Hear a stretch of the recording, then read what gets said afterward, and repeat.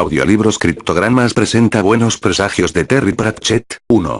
Buenos Presagios. Terry Pratchett hacía un día estupendo. Como todos los anteriores.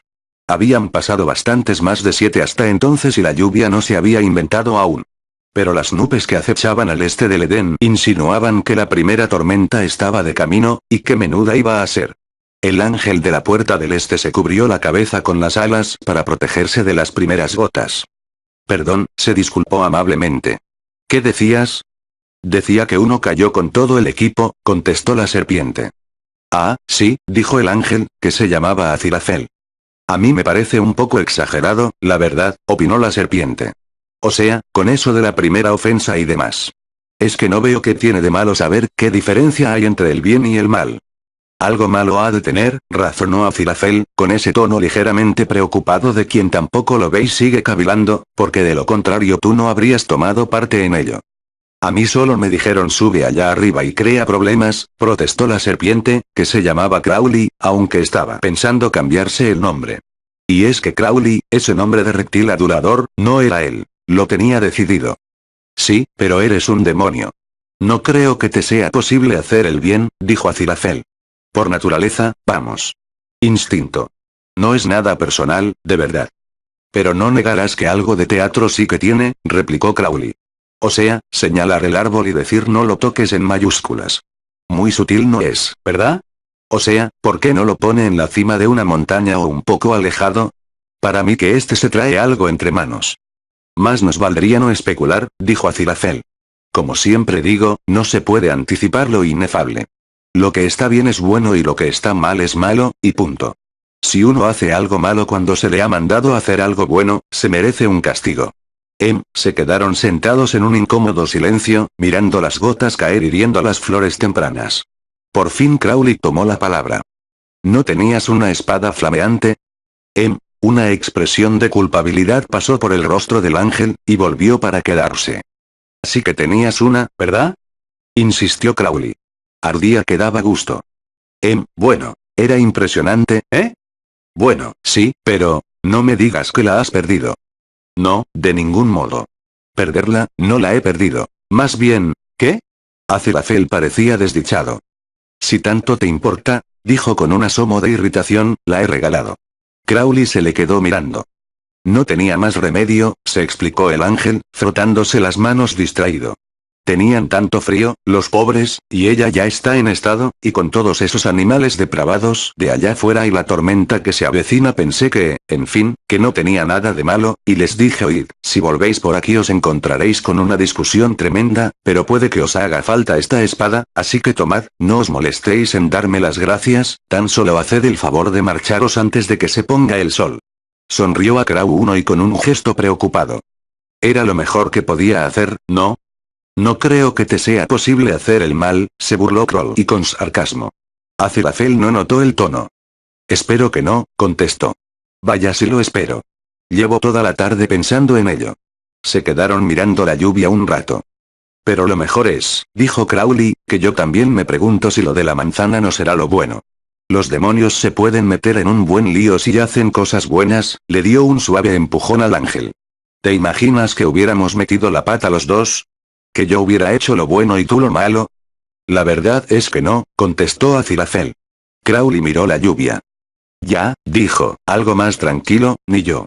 Sobre el Edén se cerró un negro telón plomizo. Por encima de las colinas rugían los truenos. Los animales, recién bautizados, temblaban de miedo ante la tormenta.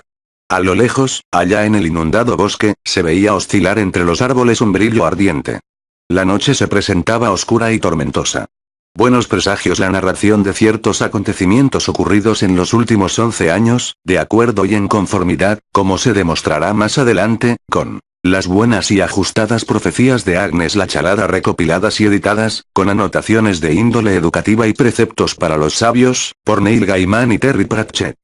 Dramatis Personae. Seres sobrenaturales. Dios, Metatron, la voz de Dios, Aziraphale, un ángel y vendedor de libros raros en su tiempo libre, Satán, un ángel caído. El adversario, Belcebú, otro ángel caído y príncipe del infierno, Astur, un ángel caído y duque del infierno, Ligur, otro ángel caído y duque del infierno, Crowley, un ángel que más que caer, se dio un garbeo calle abajo, jinetes del apocalipsis muerte, la muerte, guerra, la guerra, hambre, el hambre, polución, la polución, humanos no cometerás adulterio Pulsifer, un cazador de brujas, Agnes la chalada, una profetisa, Newton Pulsifer, empleado administrativo y soldado cazabrujas, anatema de vice, ocultista practicante y descendiente profesional, Shadwell, sargento cazabrujas, Madame Metraki, Jezabel pintada, solo mañanas, jueves a convenir, y medium, hermana Mary Locuaz, una monja satánica de la orden de las parlanchinas de Santa Berilia, el señor Young, un padre, el señor Tiller, un presidente de la asociación de vecinos, un mensajero ellos Adán, un anticristo, Pepper, una niña, Wensley Dale, un niño, Brian, un niño, y además un coro de tibetanos, alienígenas, americanos, atlantes y otras extraordinarias y singulares criaturas de los últimos días. Y perro, un satánico sabueso infernal y terror de los gatos. Cuentan las teorías actuales acerca de la creación que, si el universo fue creado y no solo apareció allí, que es lo que ocurrió extraoficialmente, nació hace entre 10.000 y 20.000 millones de años. Estas fechas están equivocadas. Los eruditos judíos de la Edad Media establecieron la fecha de la creación en el año 376 OAC. Los teólogos griegos estimaron que se remontaba al 55 o 8 AC, sugerencia que también está equivocada. El arzobispo James User, 158 o 1656, publicó Annales Veteris et Novi Testamenti en 1654. En dicho documento se sugiere que el cielo y la tierra fueron creados en el 4 o 4 AC. Uno de sus consejeros profundizó en los cálculos y logró anunciar triunfalmente que la tierra fue creada el domingo 21 de octubre del año 4 o 4 AC, a las 9 en punto de la mañana, porque a Dios le gustaba ponerse a trabajar bien pronto, aprovechando que estaba más despejado. También se equivocó. Por algo menos de un cuarto de hora. Todo el asunto de los esqueletos de dinosaurios fosilizados fue un chiste que los paleontólogos no acaban de coger. Lo que demuestra dos cosas. La primera, que Dios se rige por patrones extremadamente misteriosos, por no decir tortuosos. Dios no juega a los dados con el universo. Juega a un juego inefable de invención propia, que se podría comparar, desde la perspectiva de cualquiera de los jugadores haberse envuelto en una versión oscura y compleja del póker en una sala a media luz, con cartas en blanco, apuestas infinitas y un tío que reparte sin explicar las reglas y que no para de sonreír. La segunda, que la Tierra es Libra. La predicción astrológica de Libra en el horóscopo del diario de Padfield hoy, día en que empieza esta historia, dice: Libra, 24 de septiembre, 23 de octubre. Es posible que se sienta agotado y harto de la rutina cotidiana. De gran importancia serán los asuntos domésticos y familiares, que dejó a un lado en su momento. Evite los riesgos innecesarios. Tiene un amigo al que se siente muy unido. Aparque las decisiones importantes hasta que el camino le quede despejado. Posible indisposición a raíz de la vulnerabilidad del estómago, evite las ensaladas. Podría presentarse una ayuda inesperada. Absolutamente correcto en todos los aspectos salvo el fragmento de las ensaladas. No era una noche oscura ni tormentosa. Debería haberlo sido, pero el tiempo está como una cabra. Por cada científico loco que da con una tormenta eléctrica la noche en que termina la obra maestra que yace en la mesa de autopsias, cientos pasan el rato, ociosos, bajo el pacífico cielo estrellado mientras Igor se va apuntando horas extra. Pero que la niebla, y más tarde la lluvia, y la temperatura bajando a unos 7 grados, no dé a nadie una falsa sensación de seguridad. Solo porque la noche esté tranquila no hay que dar por sentado que las fuerzas del mal no andan sueltas. Siempre salen al exterior. Están en todas partes. Siempre. Ahí está el meollo de la cuestión. 2 de ellas acechaban en el cementerio en ruinas. 2 siluetas oscuras, una jorobada y achaparrada y la otra delgada y amenazadora, ambas acechadoras de alto rango. Si Bruce Springsteen hubiera grabado Nacido para acechar, en la portada saldrían aquellos 2. Llevaban una hora acechando entre la niebla, pero sabían cuál era su límite y podían seguir acechando toda la noche si hacía falta, lo bastante amenazadores y hoscos como para aguantar hasta un arranque final de acecho al amanecer. Por fin, al cabo de otros 20 minutos, uno de ellos dijo: ya estoy hasta las narices. Tendría que haber llegado hace horas. El que acababa de hablar se llamaba Astur. Era duque del infierno. Existen diversos fenómenos, guerras, plagas, inspecciones sorpresa, que demuestran que la mano de Satán se esconde tras los asuntos del hombre. Pero todo el mundo está de acuerdo en una cosa. Es decir, todo el mundo. El momento en que los estudiantes de demonología toman la circunvalación de la M25 hacia Londres es la prueba que se lleva la palma. Naturalmente, es erróneo dar por sentado que la carretera es diabólica por la inaudita mortandad y la frustración que engendra a diario. Y es que no hay muchos sobre la faz de la Tierra que sepan que la forma de la M25 corresponde a la del sello o negra en la lengua del sacerdocio negro del antiguo Mu, que significa salve a la bestia, devoradora de mundos. Los miles de motoristas que recorren esa serpenteante distancia cada día surten el mismo efecto que el agua en el báculo de un monje tibetano, en contacto constante con una niebla de mal de menor grado que va contaminando la atmósfera metafísica en kilómetros y kilómetros a la redonda. Aquel era uno de los mayores logros de Crowley. Le había costado años conseguirlo, 3 pirateos informáticos, robos en 2 casas, un soborno de menor cuantía y, una noche húmeda en que todo le había fallado, pasarse 2 horas en un campo embarrado moviendo los hitos unos pocos metros insospechadamente significativos desde el punto de vista ocultista. Al contemplar la primera caravana de 50 kilómetros, le invadió esa encantadora sensación tan agradable que le da a uno un juego sucio bien jugado. Con ello se había ganado un ascenso. Crowley iba a 17 o por alguna parte del este de Slough. Su aspecto no tenía nada especialmente demoníaco, al menos desde el punto de vista clásico. No tenía cuernos ni alas. Cierto era que estaba escuchando una cinta de éxitos de Queen, pero no se debería sacar ninguna conclusión de ello, porque todas las cintas que se pasan 2 semanas o más en un coche se transforman automáticamente en los éxitos de Queen. No le rondaban la cabeza pensamientos especialmente demoníacos. De hecho se estaba preguntando quiénes serían Moe y Chandon. Crowley tenía el pelo oscuro y unos buenos pómulos, llevaba zapatos de piel de serpiente y sabía hacer cosas increíbles con la lengua. Y cuando se descuidaba, tenía tendencia a sisear. Tampoco es que parpadeara mucho. El coche que conducía era un Bentley negro de 1926 que solo había pasado por unas manos, las de Crowley, que cuidó de él. Llegaba tarde porque estaba disfrutando a lo grande del siglo XX. Era mucho mejor que el XVII, y muchísimo más que el XIV. Lo que le gustaba del tiempo, solía decir Crowley, era que le iba alejando más y más del siglo XIV, los 100 santos años más aburridos y cargantes del mundo, excepto en Francia. El siglo XX era cualquier cosa menos aburrido. Es más, una luz azul intermitente en el retrovisor le decía, desde hacía medio minuto, que le venían siguiendo 2 hombres que estarían encantados de hacerle el siglo aún más interesante. Le echó un vistazo al reloj, que estaba diseñado para el típico submarinista al que le gusta saber qué hora es en 21 capitales del mundo cuando se encuentra allá abajo 2. El Bentley cogió la salida con gran estruendo, dobló la esquina sobre 2 ruedas y se lanzó precipitadamente por una calle arbolada. Le seguía la luz azul. Crowley suspiró, quitó una mano del volante y, girándose a medias, hizo un complicado gesto por encima del hombro.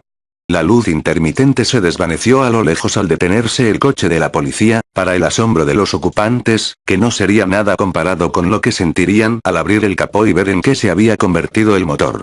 En el cementerio, Astur, el demonio alto, le pasó una colilla a Ligur, el más bajo de los 2, y también el más consumado acechador. Veo una luz, anunció. Ya viene ese perro fanfarrón. ¿Qué está conduciendo? Preguntó Ligur. Un coche. Pero no de caballos, explicó Astur. Supongo que la última vez que estuviste aquí no había. O no eran corrientes, vamos. Llevaban delante un hombre con una bandera roja, dijo Ligur. Me parece que han cambiado bastante desde entonces. ¿Qué opinión te merece ese Crowley? Preguntó Ligur. Se lo hicieron a medida a Crowley. Los chips de encargo son increíblemente caros, pero él podía permitírselo. Aquel reloj daba la hora de 20 capitales del mundo y una del otro mundo, donde siempre era la misma hora. Demasiado tarde. Astur escupió. Ha pasado aquí demasiado tiempo, contestó. Desde el principio. Se ha convertido en uno de ellos, me da la impresión. Lleva un coche con teléfono. Ligur reflexionó sobre aquello. Como la mayoría de los demonios, tenía conocimientos muy limitados de tecnología, así que se disponía a decir algo así como menudo cable tiene que llevar, cuando el Bentley se detuvo en las puertas del cementerio. Y lleva gafas de sol, añadió Astur con sorna, incluso cuando no le hacen falta, impostó la voz. Salve a Satán, saludó. Salve, coreó Ligur. Buenas, dijo Crowley saludando brevemente con la mano. Siento llegar tarde, pero no sabéis cómo está la A4 o Endenham. He intentado atajar yendo por Chorley Wood y luego, ahora que estamos todos aquí, dijo Astur vehemente, pasemos al recuento de las acciones del día. Ah, sí. Las acciones, repitió Crowley con la expresión de culpabilidad de alguien que va a la iglesia por primera vez desde hace años y ha olvidado cuándo ponerse de pie. Astur carraspeó. He tentado a un sacerdote, confesó. Iba caminando por la calle y vio unas lindas muchachas al sol, y entonces introduje la duda en su mente. Podría haber sido un santo, pero en una década será nuestro. Muy buena, apuntó Crowley amablemente. Yo he corrompido a un político, dijo Ligur. Le hice pensar que un soborno de nada no hacía daño a nadie. En un año será nuestro. Ambos se quedaron mirando con expectación a Crowley, que les dedicó una amplia sonrisa. Os va a gustar, su sonrisa aún se ensanchó más y adquirió aún más aire de complicidad.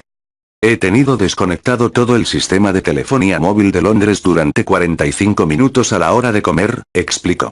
Reinaba el silencio, salvo por el lejano ruido de los coches al pasar. ¿Y? Inquirió Astur. ¿Qué más? Oye, que no fue nada fácil, protestó Crowley. ¿Eso es todo? Le preguntó Ligur. Mira, la gente, ¿y en qué ha contribuido eso a asegurarle almas a nuestro amo, exactamente? Continuó Astur. Crowley trató de guardar la compostura. ¿Qué podía decirles? ¿Que miles de personas se habían cabreado de lo lindo? ¿O que se oía como las carreteras de la ciudad entera se bloqueaban todas a la vez? ¿Y que cuando cada cual volvía y se desahogaba con la secretaria, con el guardia urbano o quien fuese, ellos a su vez se desahogaban con otras personas, eso también? ¿Y que lo hacían de todas las formas vengativas que, ojo al dato, se inventaban ellos mismos? Y así todo el resto del día. Los efectos que conllevaba aquello eran incalculables. Miles y miles de almas tomaban un tono mate y pátina solo con mover un dedo. Pero eso no se le podía decir a demonios como Astur y Ligur. La mayoría de ellos tenía una mente del siglo XIV, se pasaban años detrás de almas individuales. Estaba claro que era un trabajo artesanal. Pero hoy en día había que pensar de otra forma. Más que la cuantía, importaba el alcance. Con 5.000 millones de personas en el mundo ya no se podía ir uno por uno. Había que extender el esfuerzo. Pero los demonios como Ligur y Astur o lo entendían. Jamás se les hubiera ocurrido la televisión en galés, por ejemplo. O el IVA. O Manchester. Precisamente con Manchester se quedó muy satisfecho. Los poderes están complácidos, ¿no? Protestó. Los tiempos están cambiando. Así que, ¿qué pasa? Astur cogió algo de detrás de una lápida. Esto es lo que pasa, contestó. Crowley contempló el cesto. Ay, gimió, no. Sí. ¿Ya? Sí. Y yo tengo que decidir si, sí, Astur estaba disfrutando con aquello. ¿Y por qué yo? Se quejó Crowley desesperado. Ya me conoces, Astur, este no es ya me entiendes, mi ambiente. Claro que sí, replicó Astur. Es tu ambiente y tu papel estrella. Cógelo. Los tiempos están cambiando. Eso, dijo Ligur con una sonrisa. Están acabando, para empezar. ¿Por qué yo? Porque es obvio que eres de los más favorecidos, le contestó Astur maliciosamente. Me imagino que Ligur daría el brazo derecho por una oportunidad como esta. Cierto, asintió Ligur. El brazo derecho de alguien, en todo caso, pensó.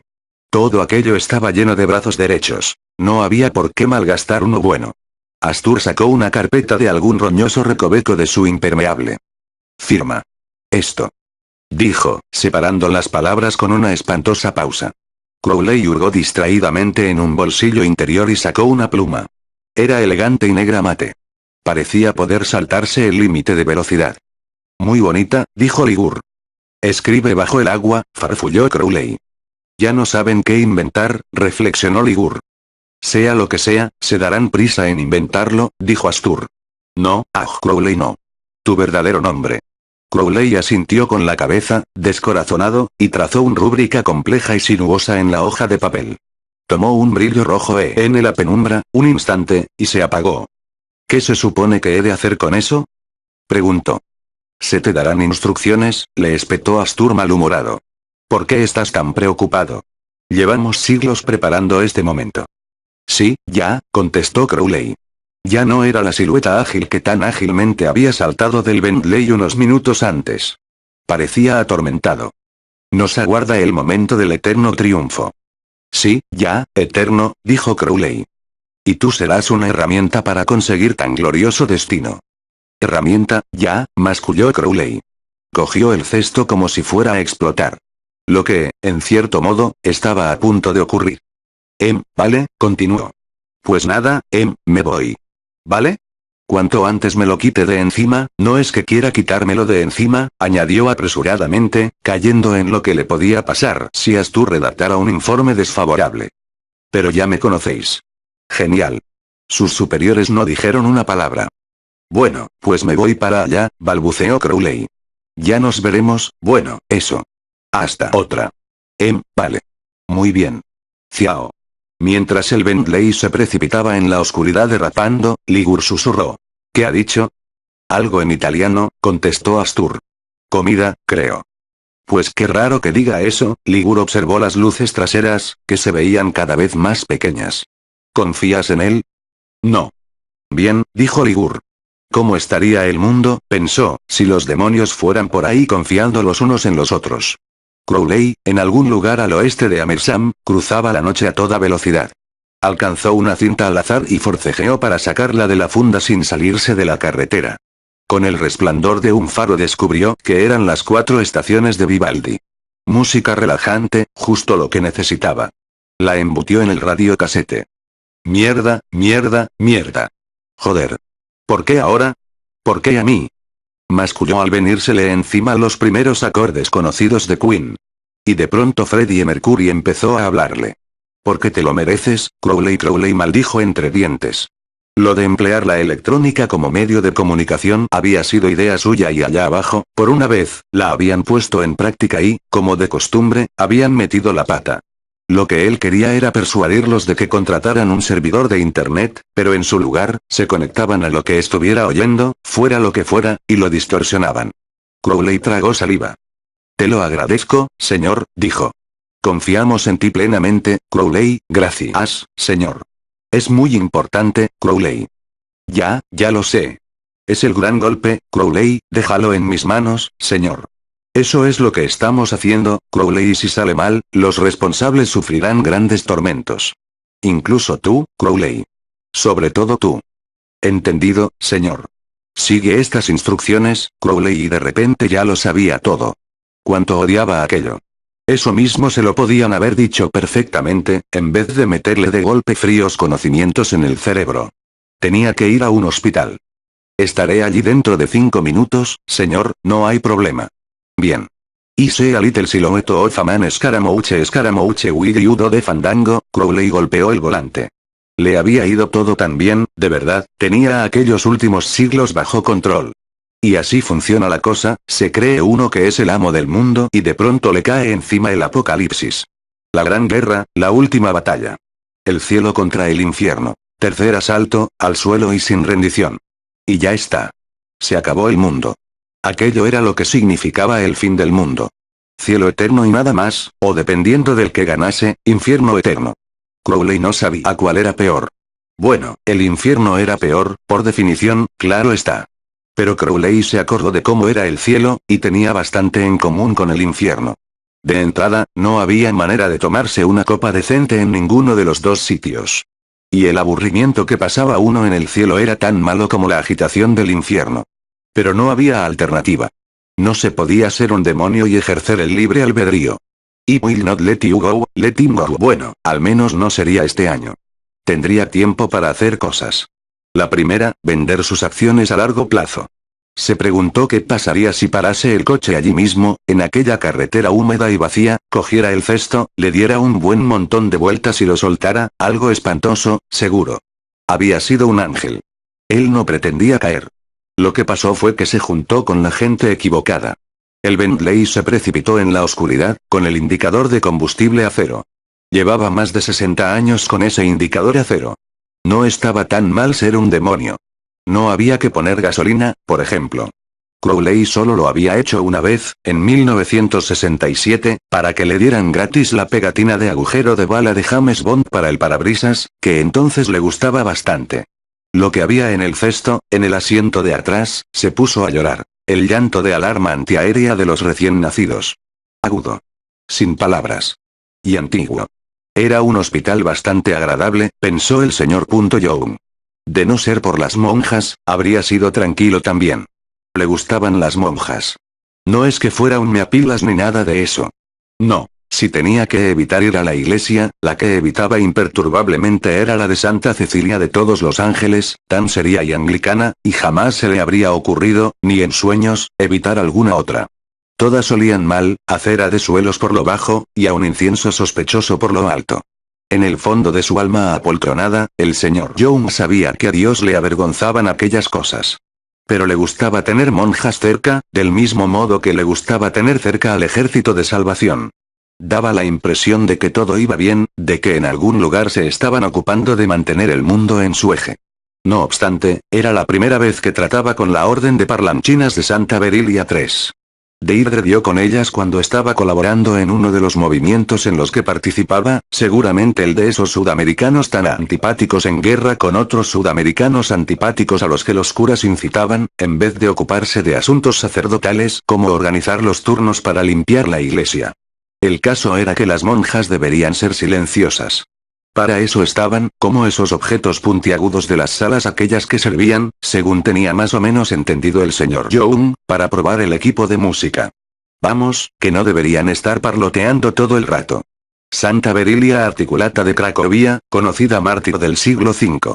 Según cuenta la leyenda, Berilia era la prometida, en contra de su voluntad, de un pagano, el príncipe Casimiro. En la noche de bodas rezó al Señor para que intercediese, esperando sin mucha fe que le saliera barba milagrosamente. De hecho, tenía ya preparada una cuchilla de afeitar para mujer, por si acaso. Pero el Señor le concedió la milagrosa capacidad de decir continuamente lo que se le ocurría, por intrascendente que fuera, sin cesar ni siquiera para comer o respirar. 3. Se llenó la pipa de tabaco, bueno, allí lo llamaban tabaco, y no era lo que él entendía por tabaco, no era el que se solía comprar por ahí, y se puso a cavilar sobre qué pasaría si le preguntaba a una monja dónde estaba el servicio. Seguro que el papa le enviaba una reprimenda o algo. Cambió de postura torpemente y miró el reloj. Pero eso sí, al menos las monjas se habían negado rotundamente a que estuviera presente en el parto aunque Deirdre insistiera en ello. Había estado leyendo otra vez. Con un crío ya iba y empieza con que el parto es la experiencia más feliz que podían compartir dos seres humanos. Eso le pasaba por dejarle a ella encargar los periódicos que quería. El señor Young desconfiaba de los diarios en los que figuraban secciones tituladas Estilo de vida y opciones. Según una versión de la leyenda, el príncipe Casimiro estranguló a Berilia 3 semanas después de casarse y sin haber consumado el matrimonio. Murió virgen y mártir, hablando hasta el final. Según otra versión de la leyenda, Casimiro se compró tapones de cera y ella murió en el lecho, con él, a los 62 años. La Orden de Parlanchinas de Santa Berilia hace voto de emular a su santa patrona en todo momento, con un descanso de media hora los martes por la tarde, momento en que se les permite a las monjas callar y, opcionalmente, jugar al ping-pong. Bueno, no tenía nada en contra de compartir experiencias felices. Le parecía fenomenal compartir experiencias felices. Seguro que al mundo entero le hacía falta compartir más experiencias felices. Pero había dejado explícitamente claro que aquella era una experiencia feliz que Deirdre podía compartir consigo misma. Y las monjas estuvieron de acuerdo. No veían razón alguna por la que el padre tuviese que mezclarse en el procedimiento. Aunque pensándolo bien, reflexionó el señor Young, no debían de ver razón alguna por la que el padre tuviera que mezclarse en nada de nada. Cuando terminó de meter el tabaco en la pipa, reparó en el pequeño rótulo que decía que, para su comodidad, no fumase por favor. Y decidió, para su comodidad, salir a la entrada. Y si había por allí algún arbusto discreto para su comodidad, tanto mejor. Recorrió los pasillos vacíos y encontró una puerta que daba a un patio azotado por la lluvia y sembrado de honradas papeleras. Se estremeció y protegió la pipa del viento con las manos para encenderla. Les pasaba aquello cuando llegaban a cierta edad, a las esposas. 25 años intachables y de pronto se ponían a hacer esos ejercicios robóticos con calcetines rosas sin sitio donde meter el pie, y empezaban a regañarle a uno por no haber tenido que trabajar nunca para ganarse la vida. Las hormonas, o algo de eso. Un enorme coche negro derrapó y frenó junto a las papeleras. Salió un muchacho con gafas oscuras que llevaba una especie de Moisés, y serpenteó hacia la entrada bajo la llovizna. El señor Young se quitó la pipa de la boca. «Se ha dejado las luces encendidas», le advirtió amablemente. El hombre le lanzó la mirada perpleja de alguien a quien las luces del coche le importan un comino y alzó una mano desganada hacia el Bentley. Las luces se apagaron. «Qué práctico», dijo el señor Young. «Infrarrojos, ¿no?» Le sorprendió un poco que el hombre no estuviera mojado, por lo que parecía. Y que en la cuna hubiera algo, por lo que parecía. «¿Han empezado ya?», preguntó el hombre. El señor Young se sintió orgulloso de que se dieran cuenta tan rápido de que era un padre. «Sí», dijo. «Me han hecho salir», añadió agradecido. «¿Ya? ¿Cuánto tiempo nos queda?». Él nos le llamó la atención al señor Young. Obviamente, era un médico dispuesto a compartir las responsabilidades de la educación infantil. «Materno que, acabamos de empezar», dijo el señor Young. «¿En qué habitación está?», preguntó el hombre con muchas prisas. «Estamos en la 3, contestó el señor Young. Se tocó los bolsillos y encontró el paquete maltrecho que, de acuerdo a la tradición, llevaba consigo. «¿Compartimos la feliz experiencia de fumarnos un puro?», le invitó. Pero el hombre se había ido. El señor Young se guardó cuidadosamente el paquete y miró pensativo la pipa. Siempre con prisas, estos médicos. Trabajando todo el santo día. Hay un truco que se hace con un guisante y 3 tachas, y que cuesta mucho seguir, y algo parecido, con apuestas más importantes que un puñado de monedas, está a punto de ocurrir. El texto se pasará a cámara lenta para que se entienda el juego de manos. La señora Deirdre Young está dando a luz en la sala de partos número 3.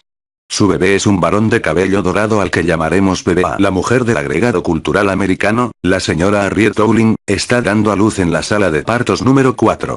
Su bebé es un varón de cabello dorado al que llamaremos bebé. La hermana Mary Loquace es una satánica convencida desde que nació. Fue a la escuela del Sabbat de pequeña y era la alumna más destacada en caligrafía y en adivinación a través de las vísceras. Cuando le dijeron que se uniera a la orden de las parlanchinas obedeció sin rechistar, pues tenía un gran talento para aquellos menesteres y, además, sabía que estaría entre amigas. Era muy inteligente, y lo demostraba cuando le surgía alguna situación que lo requiriese, porque había descubierto hacía mucho tiempo que ser una cabeza de chorlito, tal y como ella lo expresaba, facilitaba mucho las cosas. En estos momentos se le acaba de entregar un bebé varón de pelo dorado al que llamaremos el adversario. Audiolibros Criptogramas presenta Buenos Presagios de Terry Pratchett, 2. Destructor de reyes, ángel del pozo sin fondo, gran bestia a la que llaman dragón, príncipe de este mundo, padre de las mentiras, vástago de Satán y señor de las tinieblas. Miren atentamente. Allá van, giran y giran, ¿es este?, preguntó la hermana Mary, mirando al bebé. No sé, me esperaba unos ojos raros. Rojos o verdes. O unas diminutas pezuñitas. O un rabito, lo iba girando mientras hablaba. Tampoco tenía cuernos. El hijo del diablo tenía un aspecto alarmantemente normal. Sí, este es, dijo Crowley. Tengo en brazos al anticristo, ¿quién lo iba a decir?, dijo la hermana Mary. ¿Y quién hubiera dicho que yo lo bañaría, y que le contaría los deditos de los piececitos? Ahora se estaba dirigiendo al bebé, sumida en algún mundo suyo. Crowley agitó la mano delante de su gruñón. Hermana. Hola. Disculpe, señor. Es un encanto, ¿sabe? ¿Se parecerá a su papá? Claro que sí. Se parece a su papá Ito. No, contestó Crowley cortante. Y yo de usted subiría a las salas de partos.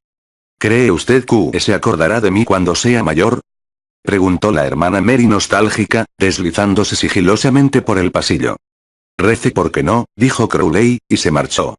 La hermana Mary se encaminó al hospital nocturno con el adversario, destructor de reyes, ángel del pozo sin fondo, gran bestia a la que llaman dragón, príncipe de este mundo, padre de las mentiras, vástago de Satán y señor de las tinieblas sano y salvo en brazos. Encontró un Moisés y acostó al niño. El niño gorjeó. Ella le hizo cosquillas. Una cabeza de matrona apareció por una puerta. Dijo. Hermana Mary, ¿no debería estar trabajando en la sala número 4? El amo Crowley ha dicho, Váyase ahora mismo, sea una buena monja. ¿Ha visto al marido por algún sitio? No está en la sala de espera. Solo he visto al amo Crowley, y me ha dicho que... Estupendo, interrumpió la hermana Gracia voluble firmemente. Más me valdrá ir a buscar a ese condenado señor. Entre y vigílela un poco, ¿quiere? Está atontada pero el bebé está bien, la hermana Gracia hizo una pausa. ¿Por qué guiña el ojo? ¿Se le ha metido algo? Ya lo sabe. Exclamó la hermana Mary maliciosamente. Los bebés. El cambio, claro, cada cosa a su tiempo. Pero no es cuestión de que el marido ande por ahí suelto, ¿verdad? Dijo la hermana Gracia. ¿Quién sabe lo que podría haber? De modo que espere ahí dentro y cuide del bebé, así me gusta. Zarpó pasillo abajo, surcando el suelo pulido. La hermana Mary, balanceando el Moisés, entró en la sala de partos. La señora Young estaba más que atontada. Estaba profundamente dormida, con la expresión de satisfacción de quien sabe que por una vez serán los demás los que tengan que ir de aquí para allá. El bebé estaba dormido junto a ella, pesado y etiquetado. La hermana Mary, que estaba educada para ser servicial, le quitó la etiqueta, la copió, y ató el duplicado al bebé que traía ella. Los bebés se parecían, ambos pequeños, con manchas, y tenían un aire los dos, aunque no del todo, a Winston Churchill. Ahora, pensó la hermana Mary, me tomaría una taza de té. La mayoría de los miembros del convento eran satánicos chapados a la antigua, como sus padres y abuelos antes que ellos. Los habían educado para ser así, y no eran, en términos estrictos, especialmente diabólicos. La mayoría de los seres humanos no lo eran. Se dejaban llevar por nuevas ideas, como calzar botas de caña alta y matar gente a tiros, o vestirse con sábanas blancas y linchar a la gente, o ponerse vaqueros teñidos descoloridos y tocarle la guitarra a la gente, y ya está. Ofréceles un nuevo credo con un traje y sus corazones y mentes lo seguirán. Pero el caso es que haber sido educada para ser satánica le quitaba a la cosa su chispa. Era lo que se hacía el sábado por la noche. Y el resto del tiempo, a aguantar la vida lo mejor posible, como todo el mundo. Además, la hermana Mary era una enfermera y las enfermeras, independientemente de su credo, son ante todo enfermeras, lo que tenía mucho que ver con llevar el reloj vuelto, mantener la calma en las emergencias y morirse por una taza de té. Esperaba que alguien viniera pronto. Había terminado la jugada más importante y ahora lo que quería era un té. Para comprender el estado de la humanidad, puede que baste con saber que la mayoría de los grandes triunfos y grandes catástrofes de la historia no se deben a que las personas son buenas en esencia o malas en esencia, sino a que las personas son en esencia personas. Llamaron a la puerta. La monja abrió. ¿Ya está? Preguntó el señor Young. Soy el padre. El marido. Lo que sea, ambas. La hermana Mary esperaba que el agregado cultural se pareciera a Blake Carrington o a J.R. Ewing. El señor Young no se parecía a ningún americano que ella hubiera visto por la televisión, excepto tal vez al sheriff amistoso de las buenas películas de suspense 4. Le había decepcionado bastante. Tampoco se fijó demasiado en su chaqueta. Se tragó la decepción. Ah, sí, dijo. Enhorabuena. Su mujer se ha dormido, pobre criatura. El señor Young miró por encima del hombro de ella. ¿Gemelos? Preguntó, se puso a buscar la pipa. Dejó de buscar la pipa. Se puso a buscarla de nuevo. ¿Gemelos? No nos dijeron que iban a ser gemelos. No, no. Exclamó la hermana Mary apresuradamente. Este es el suyo. El otro es de otro. Tengo que cuidar de él mientras la hermana Gracia acaba con lo suyo.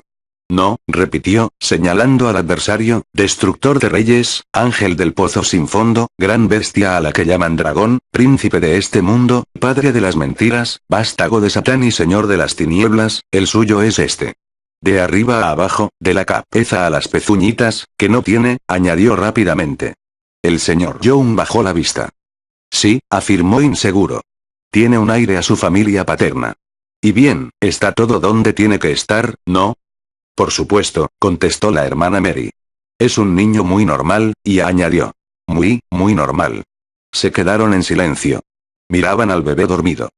No tiene usted casi acento, constató la hermana Mary. ¿Lleva aquí mucho tiempo?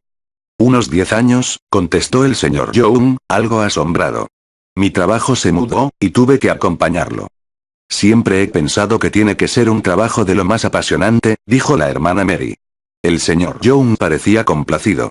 No todo el mundo apreciaba los aspectos más estimulantes de la contabilidad. Supongo que sería muy distinto antes de venir aquí, continuó la hermana. Tal vez, dijo el señor Young, que nunca se había parado a pensarlo. Luton, por lo que él recordaba, era bastante parecido a Tadfield, con la misma clase de setos entre su casa y la estación de trenes. La misma clase de gente. Por lo menos habría edificios más altos, estimó la hermana a la desesperada. El señor Young se la quedó mirando. El único edificio alto que se le ocurría eran las oficinas de la Alliance en Leicester. Me imagino que irá usted a muchas fiestas benéficas, dijo la monja. Ah. En aquello ya estaba más puesto. A Deirdre le encantaban esas cosas. A montones, contestó con mucho sentimiento. Deirdre siempre lleva mermeladas y cosas así. Y yo suelo ayudarle con los puestos de baratijas, el elefante blanco, que se suele decir. A la hermana Mary nunca se le había ocurrido aquel aspecto de la sociedad del Palacio de Buckingham, pero el paquidermo le iba que ni pintado. Digo yo que eso será el tributo, opinó. Quiero decir, que todos esos potentados extranjeros le traerán montones de cosas curiosas. ¿Cómo dice? Soy una gran admiradora de la familia real, ¿sabe? Vaya, y yo también, asintió el señor Young, saltando agradecido a aquel nuevo iceberg en el arroyo apabullante de la conciencia. Sí, cuando se hablaba de la familia real, todo el mundo sabía de qué se hablaba. Los correctos, claro, los que descargaban su peso en el departamento de despedida y apertura con una encantadora abuelita de detective y nada de persecuciones de coches, a menos que vayan muy despacio. 4 de puentes. No los que se pasaban la noche entera en las discotecas y que tanto follón armaban por los paparazzi 5. Qué bien, dijo la hermana Mary. Pensaba que a ustedes no les caían muy bien, por lo que hicieron de revolucionarse y tirar todas aquellas bolsitas de té al río. Siguió parloteando, tal y como había aprendido del mandato de la orden según el cual los miembros debían decir siempre lo que se les pasara por la cabeza. El señor Young no estaba en su terreno y se encontraba demasiado cansado para preocuparse por ello. La vida religiosa debía de volver un poco rara a la gente. Estaba deseando que la señora Young se despertara. Y entonces una esperanzadora palabra del parloteo de la hermana Mary le tocó la fibra sensible.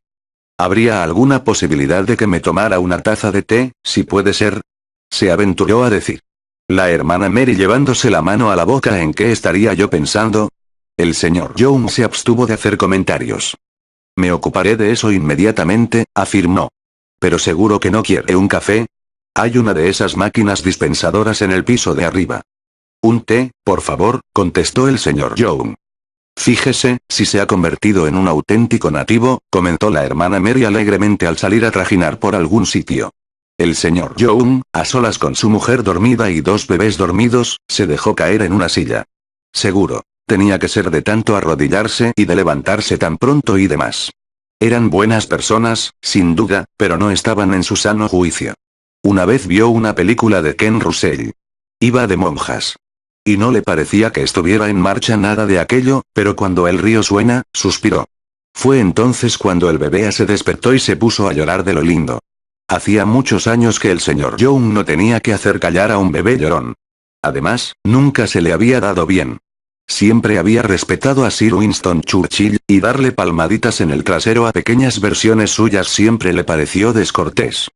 Bienvenido al mundo, saludó cansinamente. Se acostumbra uno enseguida. El bebé cerró la boca y le fulminó con la mirada como si fuera un general recalcitrante. La hermana Mary eligió aquel momento para entrar con el té. Satánica o no, había dado con una bandeja y había sacado unas pastas glaseadas. De esas que solo se encuentran al fondo de algunos surtidos. La que cogió el señor Young era del mismo rosa que un aparato ortopédico, y tenía un muñeco de nieve de cobertura blanca. «Estas no las tomará usted normalmente, ¿verdad?», preguntó ella.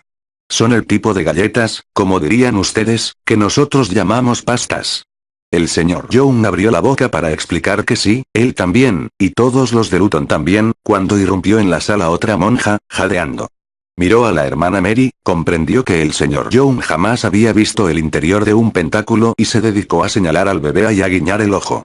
La hermana Mary asintió con un gesto y le devolvió el guiño. La monja se llevó al bebé. Dentro de los métodos de comunicación humanos, el guiño es muy versátil. Se puede decir mucho guiñando un ojo.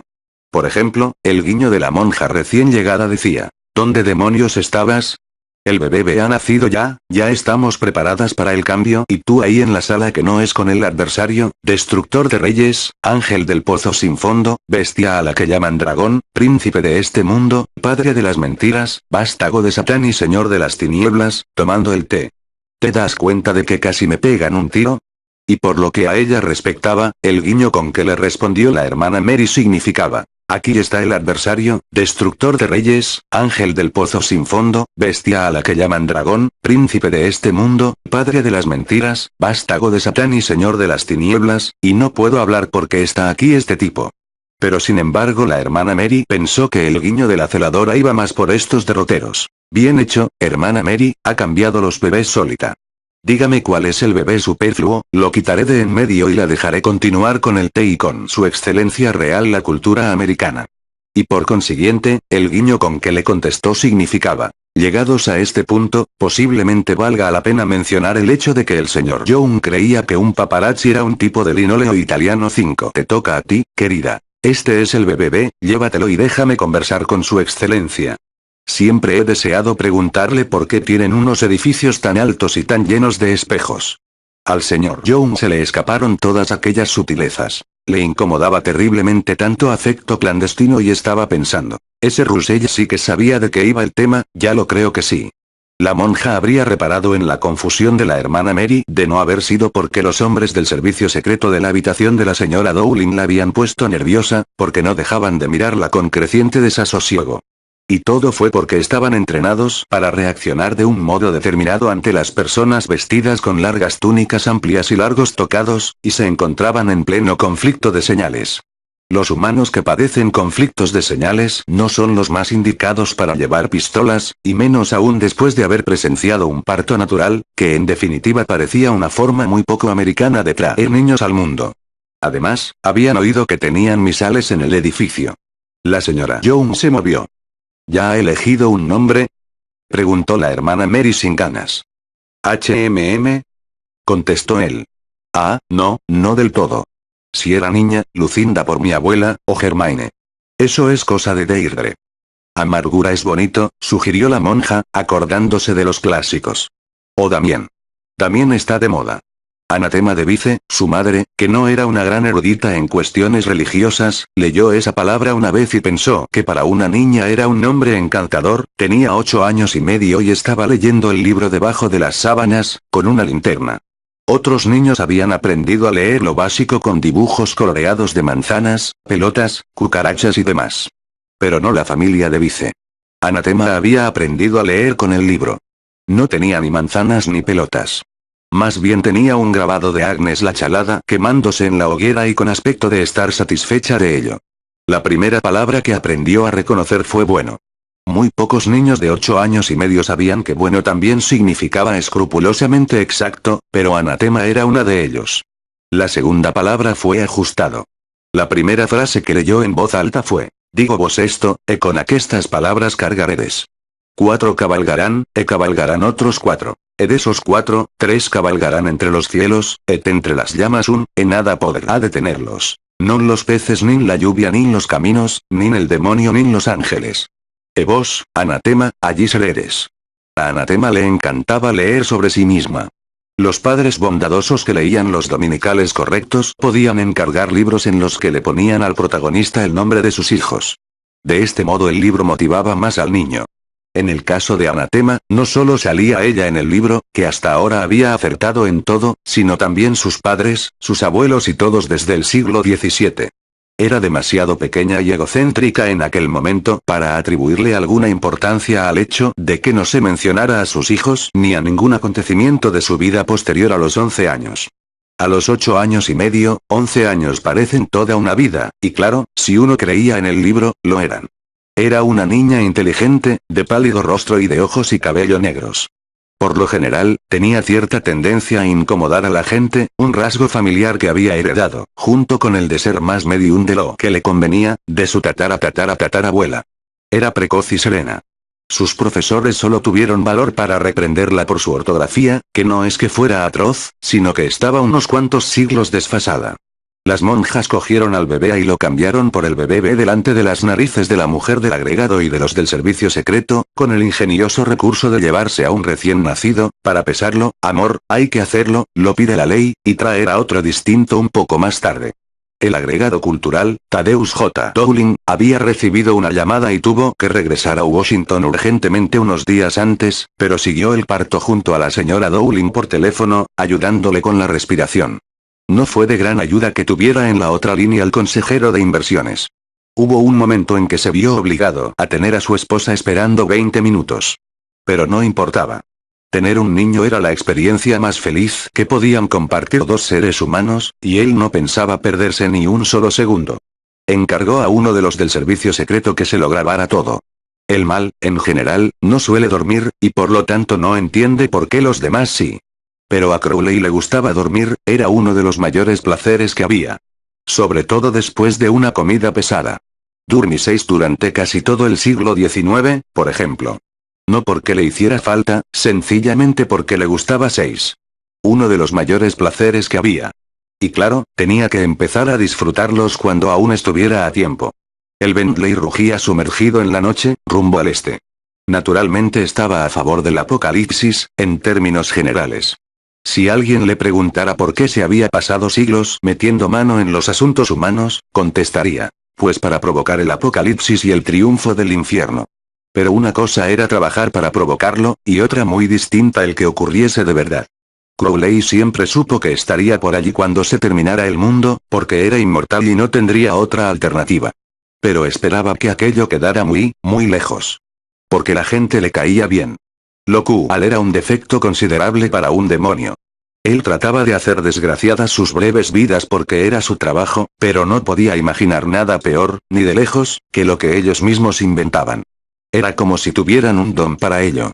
Era una parte de ellos, en cierto modo.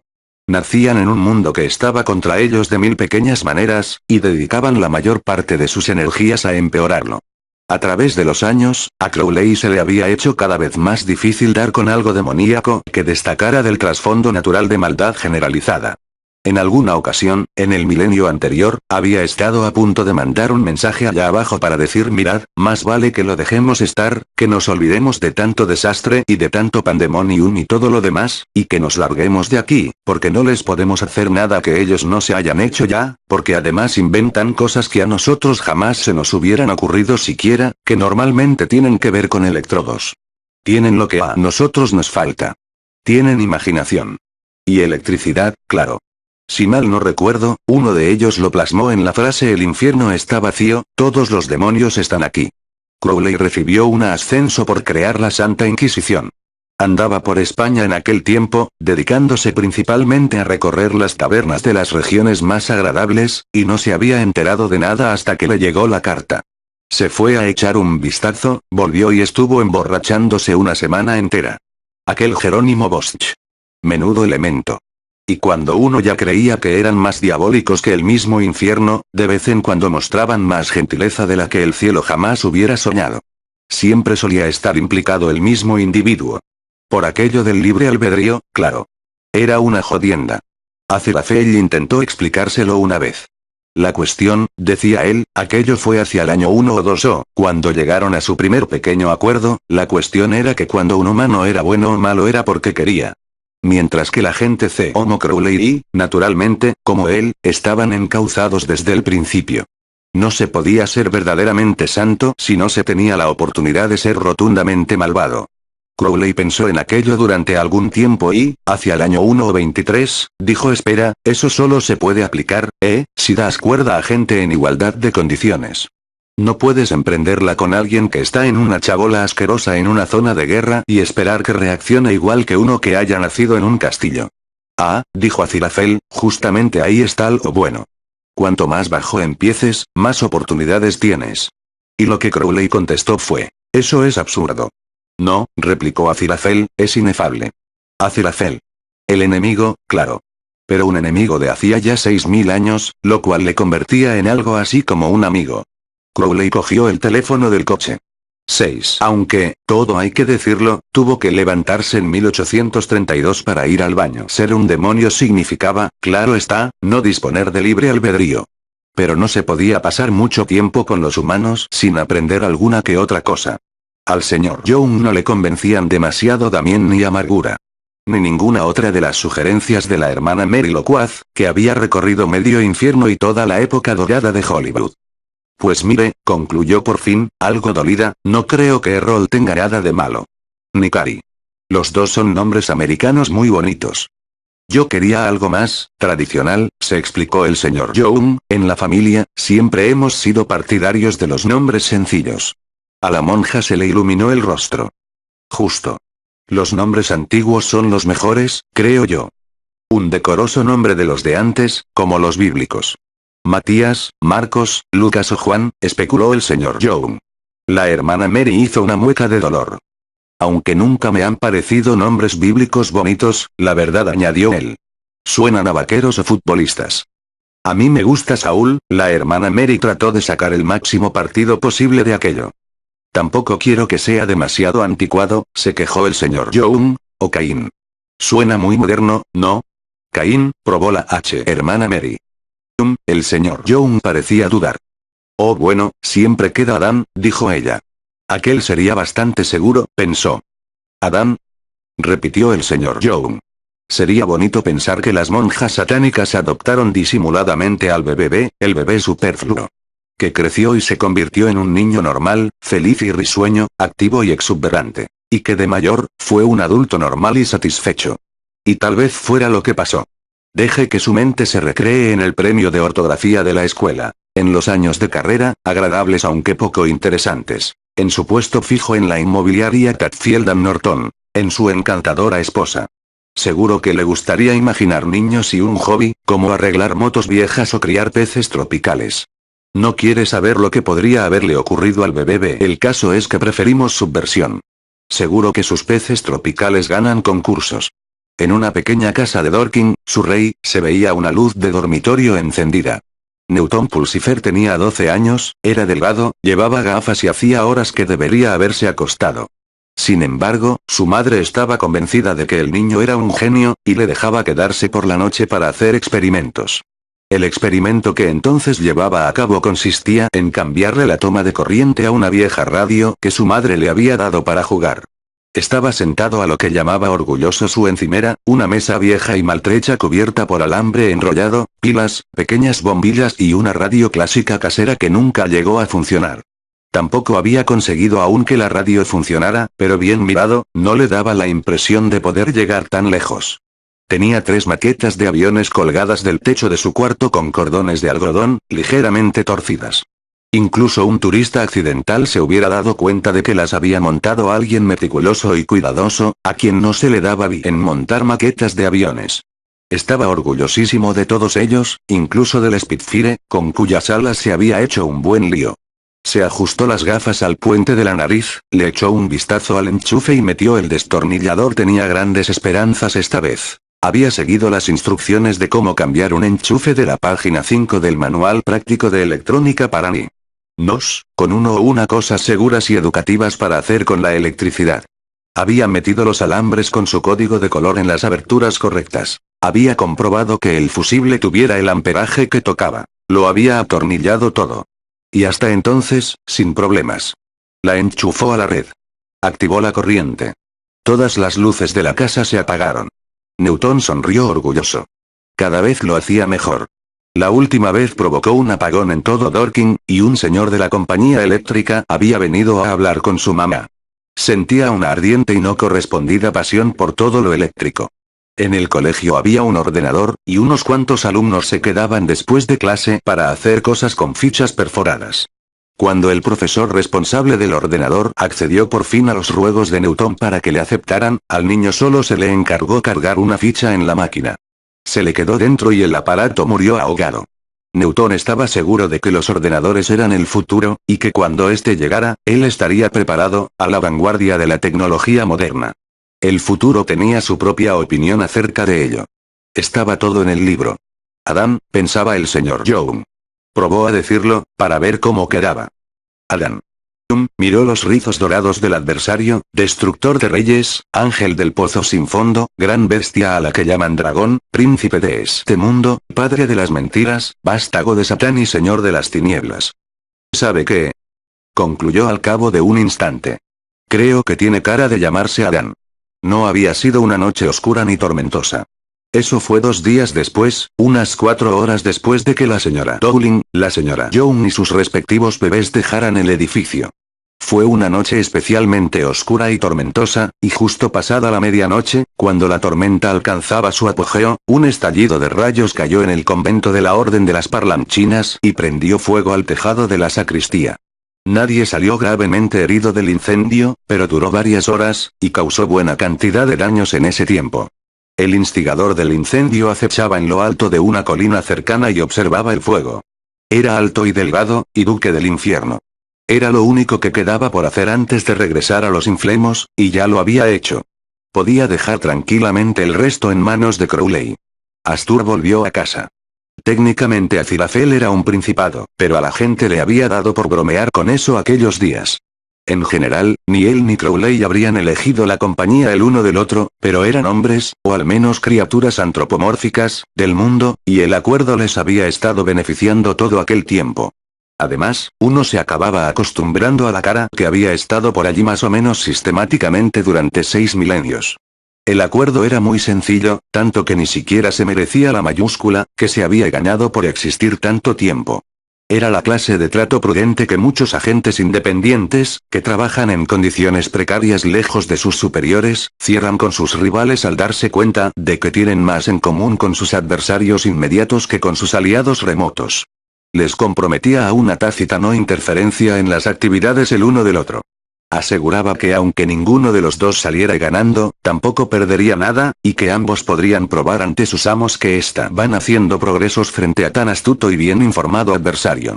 Con arreglo a dicho acuerdo, Crowley pudo desarrollar Manchester mientras que Aziraphale hizo cuanto quiso con todo Shropshire.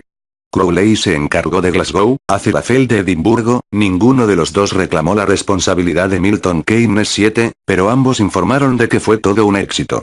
Y así, naturalmente, hasta parecía normal que quisieran echarse una mano el uno al otro, y que de hecho lo hicieran, cuando lo dictaba el sentido común. Al fin y al cabo ambos eran ángeles de origen. Si uno iba al infierno por una tentación rápida, era justo dar algún pellizco aquí y allá en la ciudad y montar un breve instante estándar de éxtasis divino. Ocurriría de todas formas, y ser sensato al respecto ahorraba tiempo a todo el mundo y reducía gastos. Aziraphale se sentía culpable de vez en cuando, pero tantos siglos de contacto con la humanidad le estaban produciendo el mismo efecto que a Crowley, solo que en la dirección opuesta. Nota para los americanos y otros alienígenas. Milton Keynes es una ciudad nueva a medio camino entre Londres y Birmingham, aproximadamente. La construyeron como ciudad moderna, eficiente, saludable. En resumidas cuentas, un lugar agradable para vivir. Cosa que muchos británicos encuentran graciosa 7. Además, al parecer, a las autoridades les daba igual quién hiciera las cosas, mientras las hiciera alguien. En aquel momento, Aziraphale estaba de pie junto a Crowley en la orilla del estanque de los patos del parque de St. James. Les estaban dando de comer a los patos. Los patos de aquel parque estaban tan acostumbrados a que les echaran pan los agentes secretos que se reunían clandestinamente que habían desarrollado su propia reacción de paz on-off. Si se pone un pato del parque de St. James en una jaula de laboratorio y se le enseña una foto de 2 hombres, uno siempre envuelto en un abrigo con el cuello forrado y el otro algo lúgubre y con bufanda, mirará hacia arriba expectante.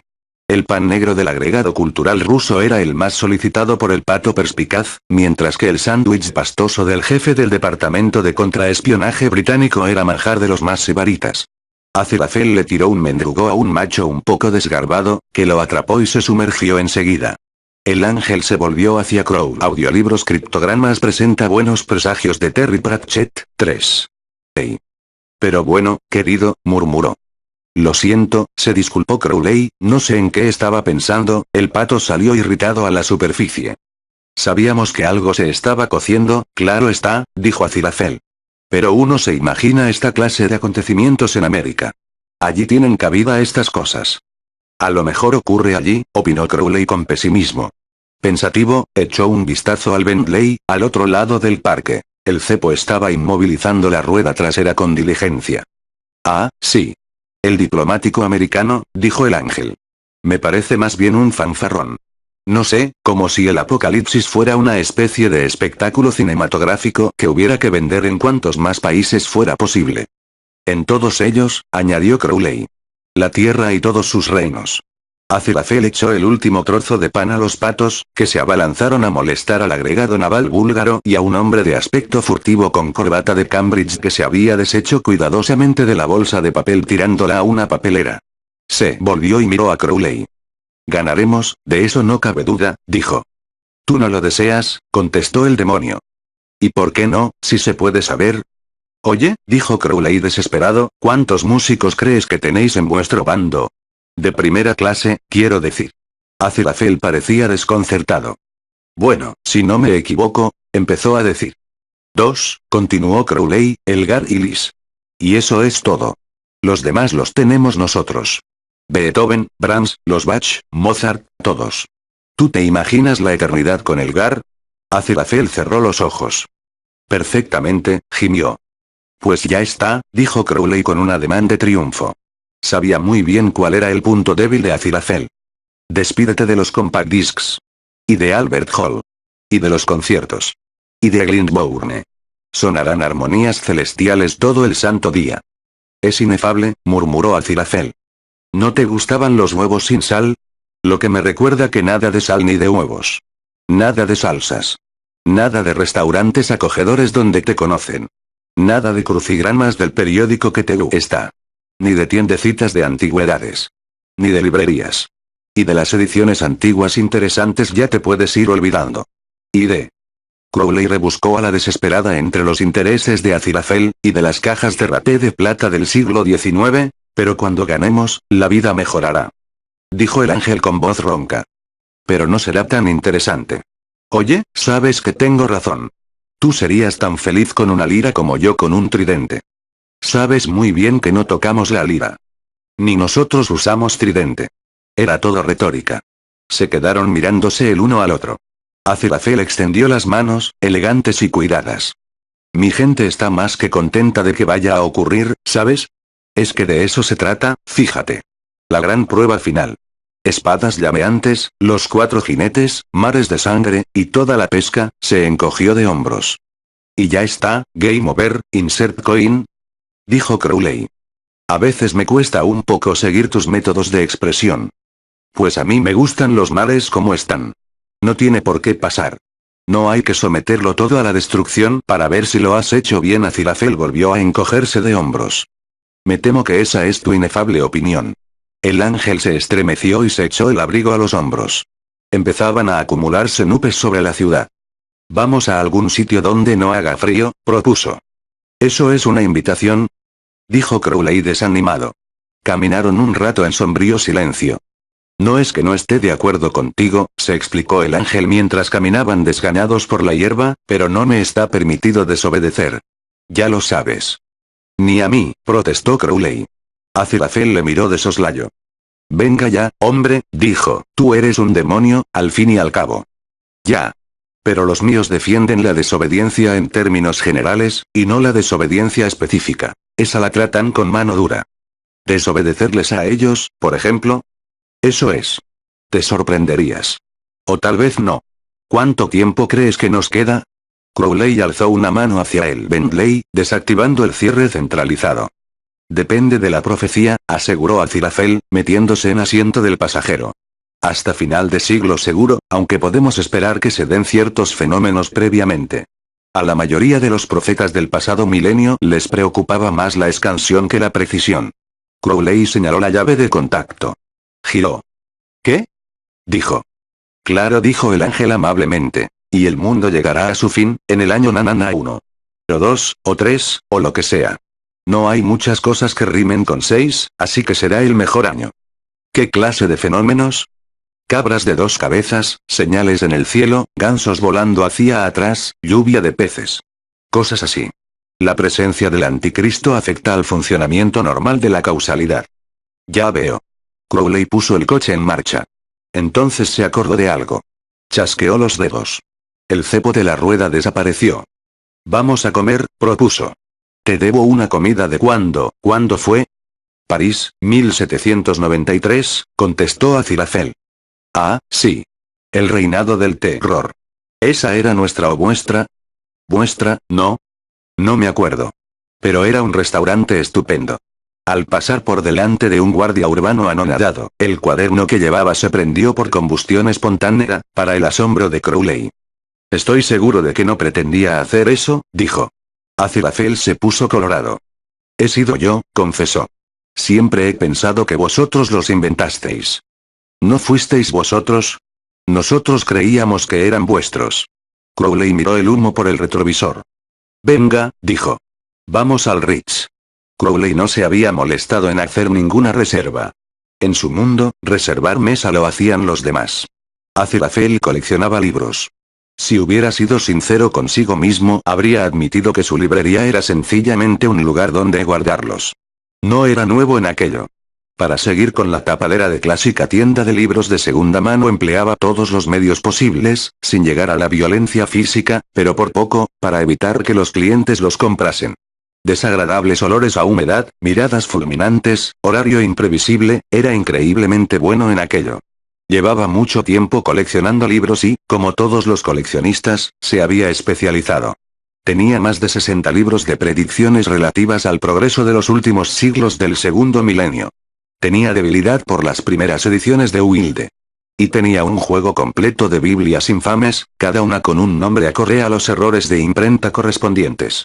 Entre aquellas Biblias se hallaba la Biblia de los injustos, así denominada a causa de una errata mediante la cual proclamaba, en la primera carta a los Corintios, ¿es que no sabéis que los injustos heredarán el reino de Dios? Y la Biblia perversa, impresa por Barker y Lucas en 1632, en la que la palabra no se omitió del séptimo mandamiento, transformándolo en cometerás adulterio.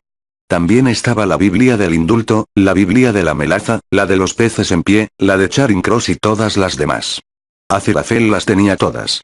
Incluso la más difícil de encontrar, una Biblia publicada en 1651 por la editorial londinense Bilton y Skaggs.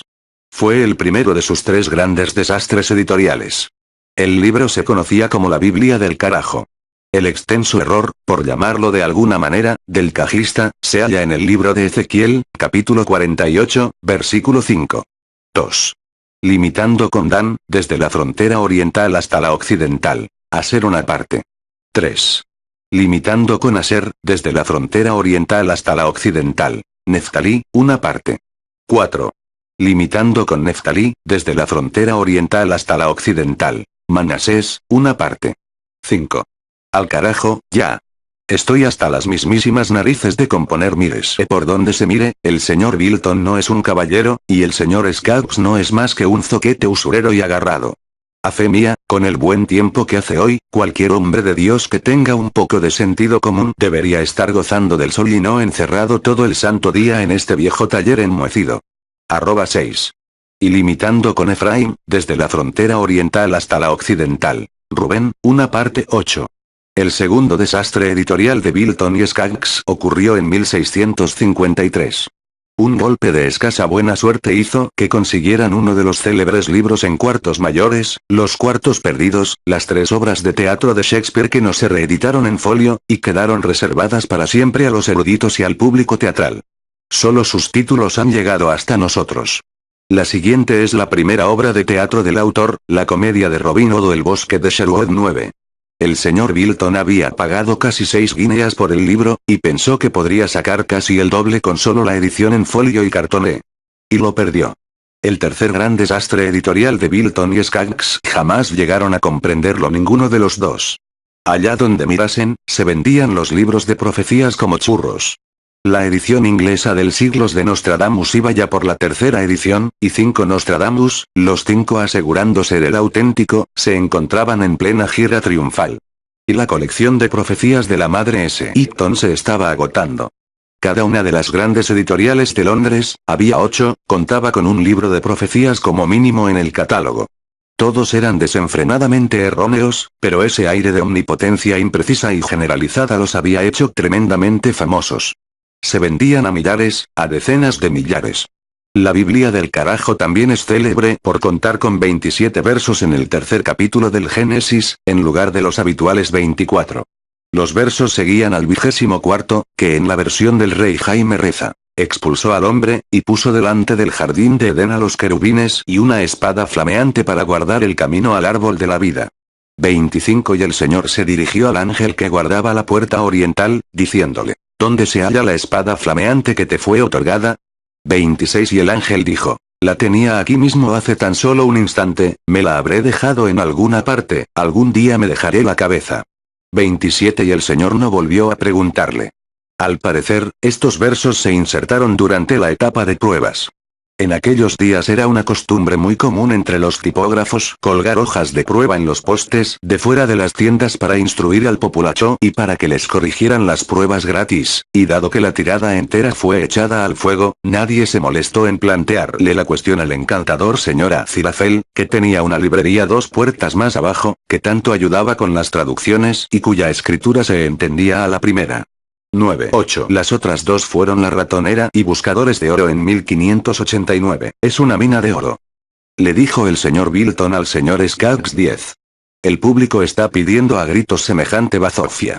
Hemos de imprimir un libro de profecías de alguna bruja. El manuscrito llegó a su puerta a la mañana siguiente. El sentido del tiempo del autor, como siempre, era exacto. Aunque ni el señor Bilton ni el señor Skaggs se dieron cuenta, el manuscrito que acababan de recibir era la única obra profética de la historia completamente constituida por predicciones correctas acerca de los siguientes 340 años. Era una descripción precisa y exacta de los acontecimientos que culminarían en el Apocalipsis. Se podía poner la mano en el fuego por todos y cada uno de los detalles. Bilton y Skaggs lo publicó en septiembre de 1655, un buen momento para las ventas navideñas 11, y fue el primer libro impreso en Inglaterra cuyos restos de edición hubo que liquidar. No se vendió. Ni siquiera el ejemplar de aquella minúscula tienda de Lancashire con el cartón que decía autor local junto al libro o a la autora del libro, una tal Agnes la Chalada, no le sorprendió aquello, pero también era muy difícil sorprender a aquella mujer. De todas maneras, no lo había escrito por las ventas o por los royalties, ni siquiera por la fama. Solo lo hizo por el ejemplar gratis que le correspondía al autor por ley. Nadie sabe qué ocurrió con las legiones de copias que no se vendieron. No queda ninguna en colecciones de museo ni privadas. Ni siquiera Azirafel posee algún ejemplar, pero solo de pensar en poner sus cuidadas manos en uno le temblarían las piernas de emoción. Y es que solo quedaba un ejemplar de las profecías de Agnes la Chalada en todo el mundo. Se encontraba en una estantería a unos 60 kilómetros de donde Crowley y Azirafel disfrutaban de una comida bastante exquisita y, metafóricamente, acababa de poner en marcha la cuenta atrás. Eran las 3 en punto. El anticristo llevaba 15 horas en la tierra, y un ángel y un demonio habían estado bebiendo sin parar a la salud de los 3. Estaban sentados uno enfrente del otro en la trastienda de la vieja y lúgubre librería de Azirafel, en el Soho. Casi todas las librerías de ese barrio tienen trastienda, y casi todas las trastiendas están abarrotadas de libros muy difíciles de encontrar o al menos muy caros. Pero los de Azirafel no estaban ilustrados. Tenían tapas marrones y sus páginas crujían. Alguna vez, si no tenía más remedio, vendía alguno. Y alguna vez, unos hombres serios con trajes negros venían a proponerle, con mucha educación, que vendiera el establecimiento para que lo pudieran convertir en el tipo de tienda al por menor más acorde a la zona. Y otras veces, mientras hablaban, otros hombres con gafas oscuras se paseaban por la librería meneando la cabeza y comentando lo inflamable que era el papel y lo peligroso que era aquel cuchitril en caso de incendio. Y Azirafel asentía con la cabeza y sonreía, diciendo que lo pensaría. Entonces se iban. Y no volvían nunca. Que uno fuera un ángel no quería decir que fuera tonto. La mesa que los separaba estaba cubierta de botellas. El caso es que, dijo Crowley. El caso es que, trató de fijar la mirada en Azirafel. El caso es, repitió, y trató de pensar en algún caso. ¿A dónde quiero llegar?, dijo animándose, es a los delfines. El caso son los delfines. Pues unos peces, dijo Azirafel. No, contestó Crowley agitando el dedo. Mamíferos. Mamíferos corrientes. La diferencia es que, Crowley se adentró en el pantano de su mente y trató de acordarse de la diferencia. La diferencia es que, ¿se aparean fuera del agua?, dijo Azirafel sin que se le preguntara. a quien ya se le había pasado por la cabeza alguna que otra idea en aquella dinámica, y se pasó los últimos años de su vida en la cárcel, desde que por fin decidió ponerlas en práctica. Otro arranque de ingenio editorial, porque el Parlamento puritano de Olive Cromwell había declarado ilegal la Navidad en 1654. 11:10. Crowley arrugó la frente. Lo dudo. Seguro que no. Era algo de sus crías. Bueno, lo que sea, trató de mantener la compostura. El caso es que tienen cerebro. Alcanzó una botella. ¿Y que tengan cerebro? Preguntó el ángel. Pues que lo tienen grande. Ahí quería yo llegar. Al tamaño. Eso es. Un cerebro de tamaño gigantesco. Y luego las ballenas. Un pedazo de cerebro como una casa. Te lo digo yo. Todo el mar lleno de cerebros, el Kraken, dijo Aziraphale, mirando su vaso malhumorado. Crowley le echó la mirada detenida de alguien a quien le acaba de caer una viga en el hilo de las ideas. ¿Eh? Es una bestia descomunal, dijo Aziraphale. Duerme bajo los truenos de la profundidad superior. Bajo montañas de innumerables algas marinas enormes, como pólipos, ¿sabes? Se supone que saldrá a la superficie justo al final, cuando el mar hierva. ¿Sí? Seguro. Pues ya está, dijo Crowley reclinándose. Todo el mar hirviendo a borbotones, los pobrecitos delfines convertidos en menudillos para sopa de marisco y a nadie le importa un carajo. ¿Y los gorilas qué? Toma ya, dirán, todo el cielo rojo, las estrellas cayéndose, ¿qué les echarán a los plátanos hoy en día? Y luego, perdona, pero los gorilas hacen nidos, protestó el ángel, poniéndose otra copa y acertando en el vaso a la tercera. ¿Qué va? Verdad de Dios. Lo vi en una peli. Hacen nidos. Esos son los pájaros, replicó Crowley. ¿Qué son nidos?, insistió Aziraphale. Crowley decidió no discutir aquel aspecto. Bueno, pues eso, dijo. Todas las criaturas grandes y no tan grandes, quiero decir. Grandes y pequeñas. Que todas tienen cerebro. Y van y se cuecen. Pero tú eres parte de eso, dijo Aziraphale. Tientas a la gente. Y se te da bien. Crowley dejó el vaso en la mesa de golpe. Eso es distinto. No tienen que decir que sí. Es la parte inefable, ¿no? Tu bando lo inventó. Tenéis que poner a prueba a la gente. Pero no destruirla. Vale. No me hace más gracia que a ti, pero ya te he dicho que no puedo no hacer lo que me manden. Soy un ángel. En el cielo no hay cines, dijo Crowley. Y muy pocas películas. No te atrevas a tentarme a mí, exclamó Aziraphale desconsoladamente. Que te conozco, serpiente. Tú piénsalo, insistió Crowley incansable. Pero ¿sabes qué es la eternidad? ¿Lo sabes, lo que es la eternidad? O sea, ¿sabes lo que es la eternidad? Tienes la gran montaña, ¿vale?, de 1 kilómetro de alta, en el fin del universo, y una vez cada 1000 años el pájaro. ¿Qué pájaro? Preguntó Aziraphale desconfiado. El pájaro este que te estoy diciendo, que cada 1000 años, el mismo cada 1000 años. Crowley vaciló. Sí, dijo. Pues vaya pájaro más carcamal. Vale. Y cada 1000 años el pájaro vuela, ¿será que cojea? Vuela hasta la montaña y se afila el pico. Oye, para. No puede ser. De aquí al fin del universo hay mucha. El ángel agitó la mano, expresivo aunque vacilante. Mucha como se llame, amigo mío. Bueno, pero llega a igual. ¿Cómo? Eso da igual. Podría ir en nave espacial, sugirió el ángel. Crowley aflojó un poco. Sí, dijo, vale. El caso es que ese pájaro, pero es que estamos hablando del fin del universo, puntualizó Aziraphale. Tendría que ser de esas naves en que los que llegan al destino son tus descendientes. Y les tienes que decir, dices, cuando lleguéis a la montaña, tenéis que, dudó. ¿Qué tenían que hacer? Afilarse el pico en la montaña, dijo Crowley, y luego volver. En la nave espacial, y al cabo de 1000 años vuelta a empezar, se apresuró a terminar Crowley. Hubo un momento de embriagado silencio. Demasiado esfuerzo solo para afilarse el pico, reflexionó Aziraphale. Escucha, dijo Crowley apresuradamente, el caso es que el pájaro al final ha desgastado la montaña, ¿no? Y entonces, Aziraphale abrió la boca. Crowley sabía que iba a apuntar algo acerca de la dureza relativa de los picos de las aves y de las montañas de granito, y siguió rápidamente. Y tú aún no habrás acabado de ver sonrisas y lágrimas. Aziraphale se quedó de piedra. Y te encantará, dijo Crowley sin piedad. Te lo digo en serio. Querido amigo, estás condenado. Escucha, el cielo tiene el gusto en el culo. Oye, y restaurantes de sushi, ni uno ni medio. Una mirada de dolor surcó el rostro del ángel, de pronto muy serio. No puedo hacer frente a todo eso estando borracho, dijo, voy a serenarme. Yo también.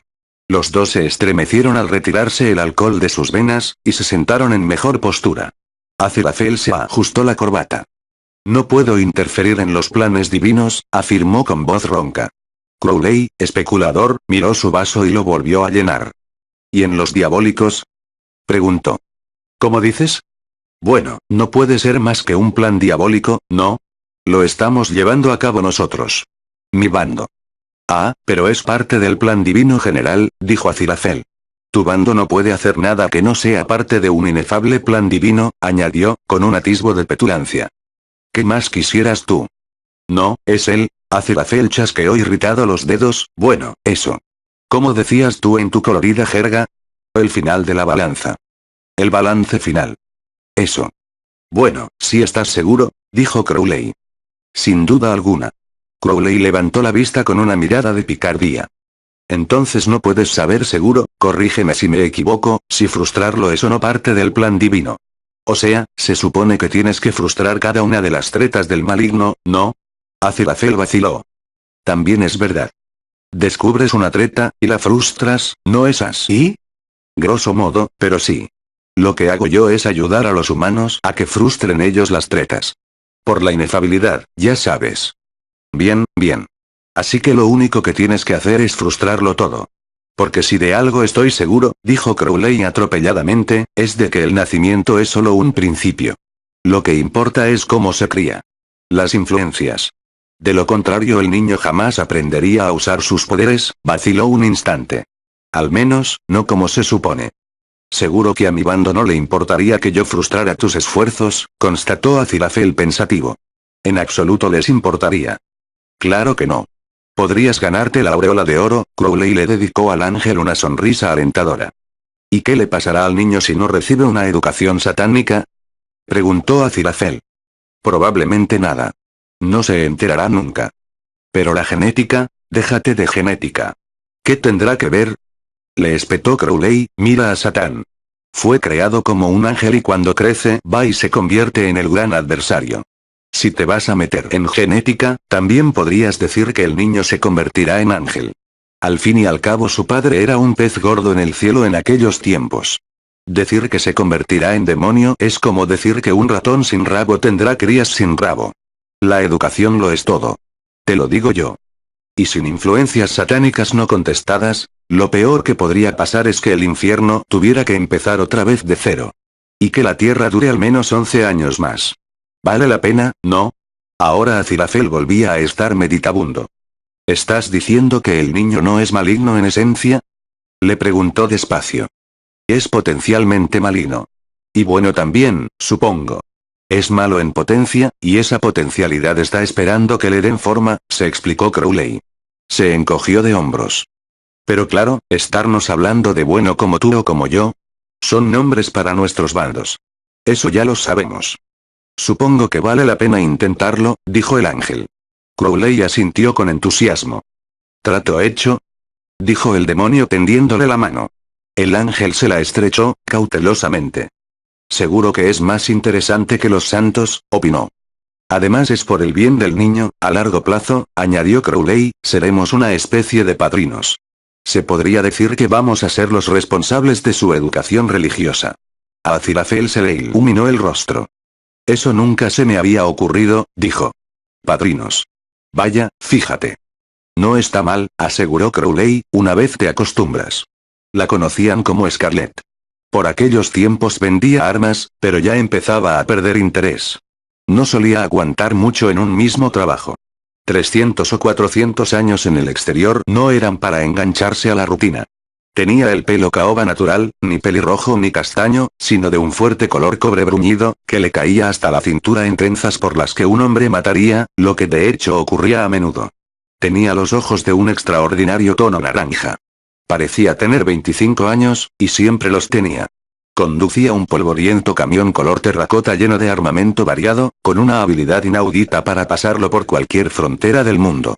Estaba de camino a un pequeño país sudafricano, donde se estaba librando una guerra civil de poca importancia, a entregar una mercancía que, con un poco de suerte, la convertiría en una guerra civil de gran importancia. Desgraciadamente el camión se averió de tal manera que ni siquiera ella podía repararlo.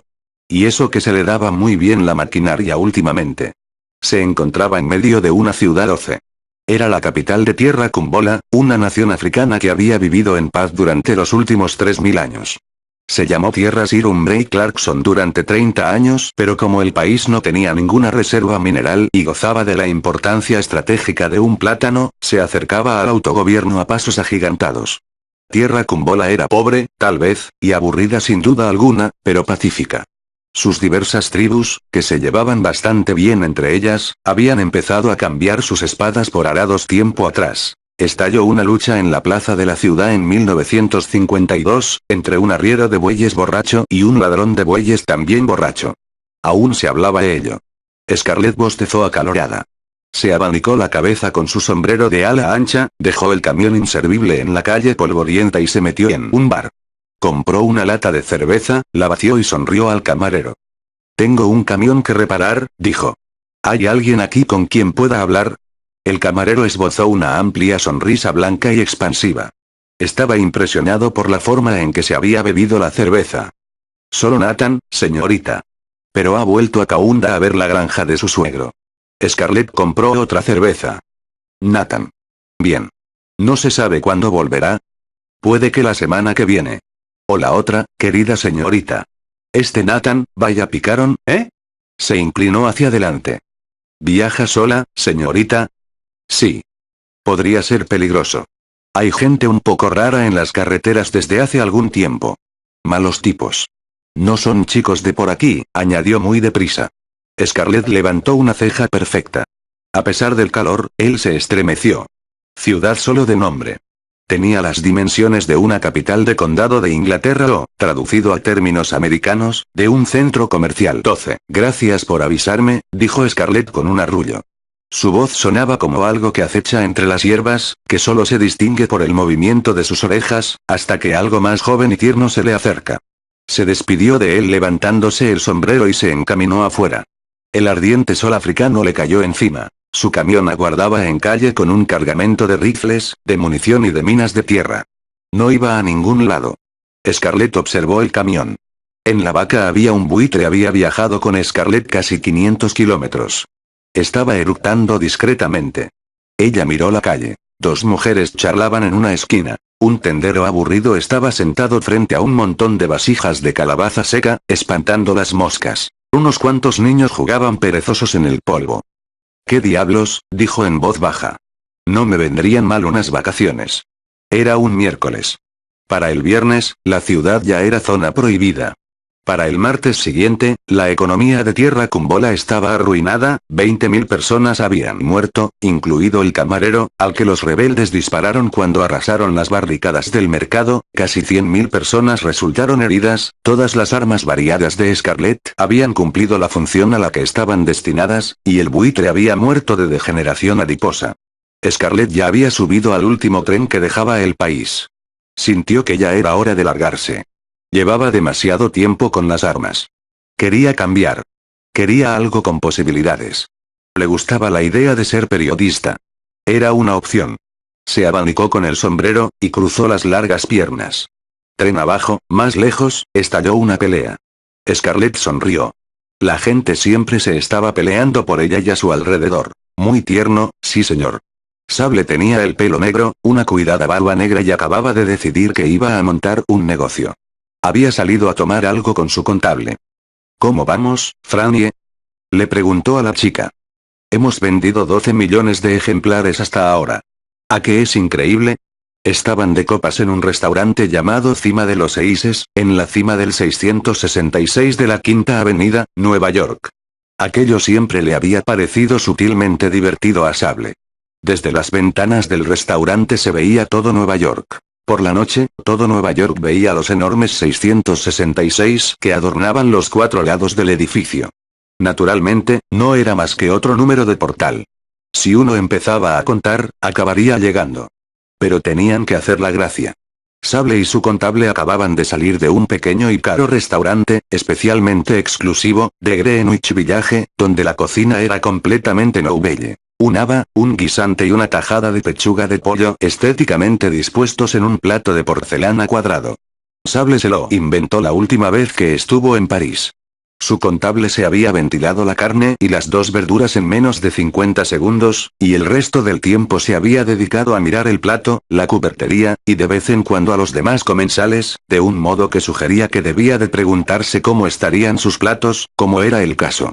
Con aquello, Sable pasó un rato divertidísimo. Jugaba con su botella de agua mineral. ¿12 millones, dices? No está nada mal. Está fenomenal. De modo que vamos a montar el negocio del siglo. Es hora de hacerlo a lo grande, ¿no crees? Estoy pensando en California. Quiero fábricas, restaurantes, y todo el tinglado. Seguiremos con la rama editorial, pero tenemos que ir diversificándonos.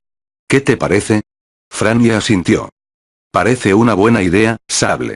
Tendremos que, la interrumpió un esqueleto. Un esqueleto con traje de Dior, con la piel morena tan estirada que estaba a punto de rasgarse para mostrar el cráneo.